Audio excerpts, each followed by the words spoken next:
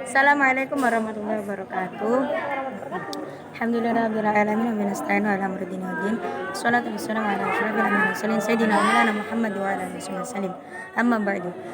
Yang terhormat Abi Hanif Daun Umidah selaku pengasuh beserta direktur pesantren Suprikem Larabah Nifida dan orang tua yang saya cintai, perkenalkan nama saya Fatina Bila, saya dari kelas 10 Al-Quran Larabah Nifida. Jadi di sini saya akan menjelaskan tentang kitab Hidayatul Mustafid ilmu tajwid bab yang ke-7. Di sini ada pasal-pasal tentang hukum ra dan pasal-pasal tentang hukum qalqalah. Jadi yang pertama di sini ra itu ada 3 macam. Yang pertama tafhim atau tebal, yang kedua ada tarkik atau tipis, yang terakhir itu mix. Jadi boleh tebal atau boleh tipis.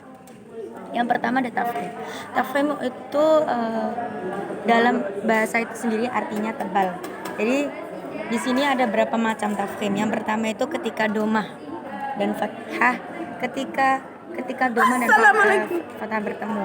Jadi di sini contohnya ada ruzik. Nah, terus kalau misalnya ada roh mati, sebelumnya itu ada huruf domah. Contohnya ada yuk, silu. Terus ada roh mati yang sebelumnya ada huruf asli, mirsodun. Terus roh mati yang sebelumnya ada huruf kasroh. Contohnya ada irji'u. Tentu ada roh tarkik. Tarkik dalam bahasa sendiri itu artinya tipis. Jadi yang pertama itu ada roh kasroh. Roh kasroh. Contohnya wal fajr. Terus ada roh yang sebelumnya terdapat huruf lain. Contohnya khairin, dibacanya tipis. Terus ada roh mati yang sebelumnya terdapat huruf asli. Contohnya itu tetapi tidak istilah. Contohnya itu fir'auna. Kalau misalnya tafhim itu bacanya fir'auna, tapi kalau misalnya tipis itu bacanya fir'auna. Yang terakhir ada boleh tebal atau tipis.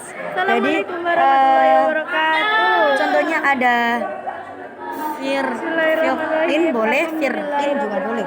Jadi di sini di dalam boleh tebal atau tipis dijelaskan juga huruf istilah yang terangkum dalam kalimat khusodor din. Terus yang kedua ada qalqalah kubro dan qalqalah sugro.